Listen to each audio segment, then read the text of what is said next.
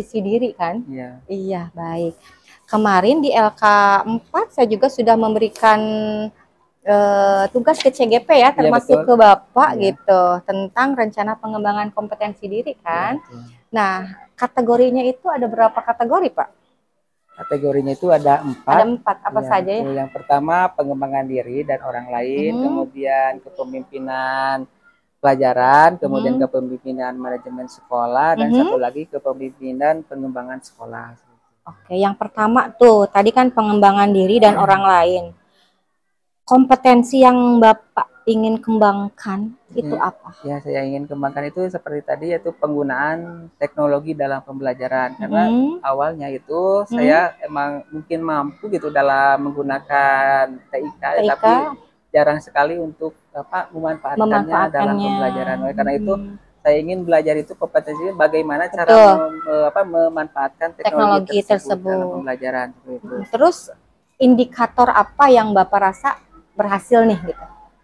Ya indikator yang mungkin saya harapkan itu yang dirasa berhasil itu Mhm. ya mampu memanfaatkan tersebut dalam proses pembelajaran, sehingga kegiatan pembelajaran itu lebih menyenangkan, lebih Mhm. meningkatkan motivasi belajar bagi peserta didik. Pembelajarannya lebih menyenangkan, lebih Iya. memotivasi murid. Terus strategi yang Bapak gunakan seperti apa? Strategi yang saya gunakan itu Mhm. untuk mengembangkan kompetensi ini yaitu Mhm. mengikuti kegiatan pelatihan-pelatihan, salah Mhm. satunya itu mungkin mengikuti kegiatan webinar seperti Webinar. penggunaan sekarang itu modelnya itu Canva, yaitu kalau Betul, ya betul. aplikasi Canva Mhm, seperti itu, mhm. kemudian kuisi, mungkin sampai seperti itu yang bisa saya terapkan kepada peserta didik. Terus sumber dukungan yang Bapak butuhkan apa saja untuk tadi apa kategori yang pertama ya, pengembangan Ya, diri dan orang lain itu? mungkin sumber daya dukungnya itu yang pertama peralatan, fasilitas daya TIK tersebut, Hmm. kemudian dukungan dari kepala sekolah, dari rekan-rekan juga seperti itu yang Dan saya alhamdulillah kalau dukungan kepala sekolah udah bagus ya. ya bagus alhamdulillah. Iya. Nah, ketika kita melakukan sesuatu tentu ada penghambat lah Iya seperti itu betul. ya. Nah, bagaimana cara Bapak mengatasi penghambat Ya, seperti itu? yang pertama Hmm. itu dengan cara diskusi dengan Mm-mm. orang-orang yang sudah ahlinya gitu. Jadi Mm-mm. bagaimana cara menerapkan misalkan media ini, media teknologi ini dalam Mm-mm. pembelajaran. Kemudian diskusi juga dengan rekan-rekan sejawat, mungkin sudah ada yang pengalaman seperti ini. Oh Jadi iya, saling bertukar lah seperti itu, betul, sharing. baik. Nah, itu baru satu kategori loh, Pak. Ya, yaitu tentang pengembangan diri dan orang lain. Ya. Sekarang kategori yang kedua nih, kepemimpinan pembelajaran. Komponen yang ingin Bapak kembangkan apa?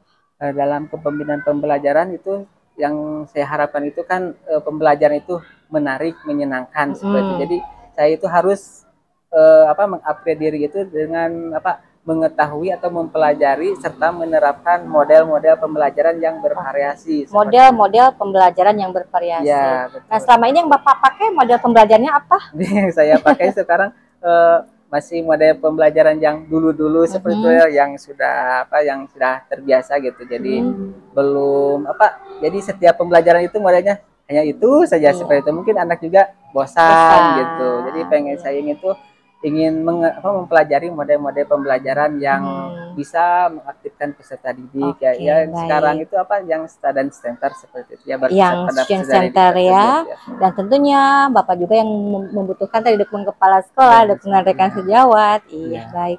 Terus untuk yang kategori ketiga tentang kepemimpinan manajemen sekolah. Ya. Nah, di Mm-mm. sini Bapak untuk kepemimpinan manajemen sekolah Mm-mm. itu saya ingin itu melakukan digitalisasi arsip sekolah seperti itu. Dan Nah, misalkan menarik sekali itu. ya Kak, Bagaimana itu, Pak? ya saya itu ingin arsip-arsip sekolah itu dibuat dalam satu folder, Mm-mm. kemudian diupload di salah satu platform yaitu Google Platform. Drive. Jadi Mm-mm. di sana ada yang dinamakan kan Google Drive bersama. Jadi Iya. setiap guru yang ada di sekolah Hmm. ini melalui akun belajar ID itu ID-nya. bisa mengakses folder Oh, tersebut gitu. Sehingga betul-betul. kalau kita membutuhkan jadi kita tinggal membukanya. Sekarang kalau misalkan disimpan di laptop, kadang laptop rusak gitu, mau buka arsip yang lalu itu kadang kalau sudah rusak kan tidak bisa, kalau diupload Oke. di Google Drive itu kan Itu masih apa bisa. saja yang dimasukkan itu, Pak? Ya seperti administrasi sekolah, kemudian kumpulan-kumpulan seperti modul ajar seperti itu. Oh. Jadi saling berbagi, siapa tahu nanti kalau misalkan saya pindah lagi kelasnya ke kelas 5 kan, kalau misalkan ada rekan yang yang di kelas 5 bisa jadi menjadi referensi Iya, gitu, seperti itu. Tadi kan Bapak bilang arsip-arsip sekolah di satu folderkan, terus masuk ke Google Drive yang bisa dibuka buat Ya, semua orang. seolah-olah guru. Tak bahaya kah? Kalau alhamdulillah kalau dari Google dari Belajar ID itu jadi ada yang dinamakan dengan untuk sekolah tersebut gitu Bu. Jadi untuk sekolah tersebut. Jadi cuman guru-guru yang ada di sekolah ini saja gitu yang bisa mengakses folder tersebut gitu. Oke, baik. Apakah sudah dilakukan hal itu? Untuk saat ini belum mulai. Cuma Ya. ada rencana seperti itu. Ya, iya, bagus. Terus yang terakhir nih Pak nih, kepemimpinan pengembangan sekolah. Nah, di sini untuk pengembangan sekolah, karena di sini siswa itu kalau jajan itu sering menjadi menghasilkan sampah plastik dari jajanan tersebut. Jadi pengen punya program itu bebas dari sekolah ini bebas sampah plastik. Ya betul, karena kalau ya plastik itu kan sangat lama terurainya gitu, jadi sangat malah 100 tahun ya kayaknya ya. Betul. Jadi kalau misalkan jadi satu sekolah aja menjadi penghasil sampahnya gitu, jadi kan bagaimana gitu, seperti itu. Jadi harapan saya gitu pengen punya program jadi bebas sampah sekolah ini bebas sampah plastik. Bebas sampah plastik. Iya betul. Atau sampah menjadi rupiah. Betul seperti itu. Nah terus yang strategi yang Bapak lakukan apa untuk mengarah ke sana? Untuk mengarah ke sana yang pertama itu kita sekolah itu membuat program dulu, kemudian bisa mengadakan pilah sampah seperti itu ya, dari kalau misalkan sudah terjadi, dan untuk kedepannya itu membuat sebuah strategi atau program yang bisa misalkan menggunakan wadah sendiri gitu, seperti itu. Jadi siswa itu membawa wadah sendiri masing-masing. Jadi makanan jajanan itu ditaruhnya itu di tempat masing-masing. Bukan di plastik lagi. Ya, yang banyak itu sampah plastik itu dari minuman gitu, seperti itu. Jadi anak itu menghasilkan sampah plastik dari sedotannya, kemudian dari wadah plastiknya, seperti itu. Kalau misalkan membawa botol sendiri, botol minum sendiri kan jajanannya bisa ditaruh di sana gitu. Jadi tidak menghasilkan sampah. Baik. Nah, dari 4 kategori tadi ya, yang pertama pengembangan diri dan orang lain, yang kedua kepemimpinan pembelajaran, yang ketiga kepemimpinan manajemen sekolah, yang keempat kepemimpinan pengembangan sekolah. Nah, dari keempat kategori itu mana yang menonjol di diri Bapak? Mungkin yang paling menonjol itu yang pertama tadi, yaitu dari pengembangan diri gitu. Dari karena saya memang awalnya sudah agak bisa menggunakan teknologi, ya mungkin itu yang paling menonjolnya seperti itu. Terus yang butuh pengembangan yang sampai harus berdarah-darah, yang butuh yang mana lebih dikembangkan lagi itu ya, itu yang harus dikembangkan itu dalam kepemimpinan pembelajaran menurut saya, karena saya itu gimana ya Bu, yang emang merasa masih kurang gitu Bu dalam mengajarkan materi kepada siswa itu. Jadi harus banyak belajar tentang model dan metode-metode yang terbaru saat ini. Ini kan menurut penilaian Bapak ya, tadi yang paling Bapak kuasai sekali itu kan yang pertama. Iya betul. Terus yang perlu Bapak kembangkan yang kedua. Terus yang ketiga, yang keempat gimana Pak? Yang ketiga dan keempat itu bisa berjalan ya insya Allah. Karena yang ketiga itu karena saya insya Allah lah mampu kalau membuat tim bersama itu seperti itu, tinggal bisa memotivasi rekan-rekan untuk berkolaborasi seperti itu. Kemudian yang keempat, mungkin di sini juga emang agak berat itu membuat program bebas sampah plastik, karena ada hubungannya dengan warga-warga sekolah di sini juga gitu, seperti itu. Mungkin tapi yang lebih saya butuhkan untuk saat ini itu yang kedua, yaitu jadi meningkatkan diri itu tentang model dan metode pembelajaran. Di sini kalau anak-anak jajannya emang di mana Bapak? Ada kantin sekolah di sini? Ada kantin ya, di belakang kantor. Nggak keluar ke sana nggak? Ya, kadang kalau misalkan di sini nggak ada, kadang-kadang anak suka ke pinggir jalan, karena di sini juga di depan dekat rumah sakit, jadi banyak yang pedagang gitu, jadi anak-anak juga sudah suka keluar sekolah gitu, seperti itu. Iya baik. Selanjutnya nih kan, apapun yang kita lakukan harus ada refleksi kan tentunya.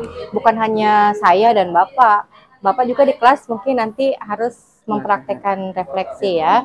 Nah, hari ini kan kita melaksanakan pendampingan individu ke-1 ya. eh, kan masih ada pendampingan individu kedua, ketiga, keempat, kelima, dan keenam. Dan suatu saat nanti saya akan melihat bagaimana tuh Bapak di kelas. Oh iya. Ya, terus saya akan meninjau secara langsung terus respon anak seperti apa, dan di akhirnya mungkin saya juga akan mengadakan refleksi. Nah, contohnya hari ini nih, saya akan melaksanakan pendampingan individu buat Bapak kan. Nah, sekadar berefleksi, bagaimana menurut Bapak proses dari pendampingan individu satu ini? Apa kata Bapak ini ada banyak kekurangannya nih, harusnya PP-nya seperti ini nih, harusnya seperti itu. Coba Pak bisa diceritakan. Ya, alhamdulillah dengan adanya pendampingan untuk yang pertama kali ini, Ibu memberikan masukan-masukan bagi saya. Gitu. Iya. Alhamdulillah saya juga menjadi tercerahkan gitu dengan kalau misalnya ada masalah-masalah ketika saya menjalani kegiatan guru penggerak ini. Jadi kalau melihat kekurangannya itu sama sekali tidak ada, karena yakin insya Allah tidak ada kekurangannya. Sekarang dengan adanya pendampingan ini ya sangat bermanfaat gitu bagi saya. Ya, untuk bisa berkomunikasi dengan ibu, bisa curhat dengan ibu gitu dengan masalah-masalah yang saya dapatkan ketika melaksanakan pendidikan guru penggerak ini. Sekarang harapan Bapak untuk proses pendampingan selanjutnya apa gitu? Ya, harapan saya Ibu saya harap Ibu itu jangan lelah gitu untuk terus memotivasi saya, karena saya memotivasi ya. Iya, terus untuk terus memotivasi saya, karena saya kadang itu suka gimana Bu, motivasi itu ketika itu naik turun gitu Bu. Ketika saya turun pekerjaan itu semuanya saya merasa lelah itu gimana sih Bu? Jadi timbul tenggelam. Iya betul gitu Bu. Kalau sudah lelah itu seperti itu. Jadi kalau handphone itu perlu di-charge. Ya, iya betul. Jadi Bu itu jangan jangan lelah untuk memotivasi saya gitu, terus Insya Allah. Ada lagi harapannya Bapak? Itu saja harapan saya untuk terus memotivasi saya gitu. Oh, memotivasi. Nanti sambil dipikirkan ya harapan Bapak apalagi ya. Menarik sekali ya perbincangan kali ini dengan Bapak. Tapi ngomong-ngomong, Bapak rumahnya ke sekolah jaraknya dekat apa jauh? Kalau dari sekitar rumah itu ada 15 menit. 15 menit? Iya, dekat, alhamdulillah. Iya, kan hari ini kita baru pendampingan individu satu ya. Kedepannya mudah-mudahan kita lebih berkolaborasinya lebih baik lagi. Ya, terus ilmu yang Bapak dapatkan di PGP ini bukan hanya untuk Bapak sendiri, tapi harus bisa disampaikan ke orang lain sesuai dengan moto kita kan. Yang pertama itu kan tergerak, terus bergerak, setelah itu menggerakkan orang lain. Kalaupun tadi kata Bapak ada ya kata-kata yang mungkin sedikit bikin Bapak down ya, ya kita berpikiran positif saja ya. Ya, karena setiap orang tentu punya alasan kenapa dia mengatakan seperti itu. Kita berpikir positif.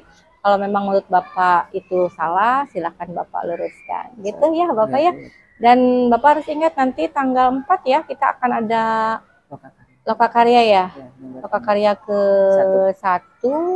Dan nanti saya harapkan nanti Bapak harus aktif. Kalau ada ide-ide jangan dipendam sendiri. Jadi bisa silahkan disampaikan ke teman-teman sekalian.